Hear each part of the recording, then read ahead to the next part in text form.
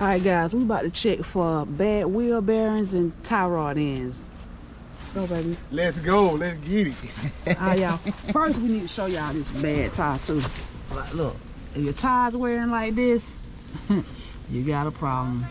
Yeah, man. They wearing unevenly. Got 3 titties in it.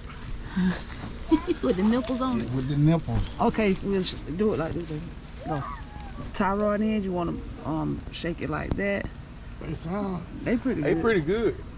Make sure you lock y'all steering wheel first, too, before you do that. Now, gonna check for these wheel bearings. Y'all hear that? Oh, she's shaking. Yep, she's shaking, man. God dang, man. Big Ford. All right, do it again, baby, from right here. Show them this angle. You see that, all that play? You gotta get some new ones, man. Gotta shake it like up and down. I wonder what the spin, what it look like on the spin.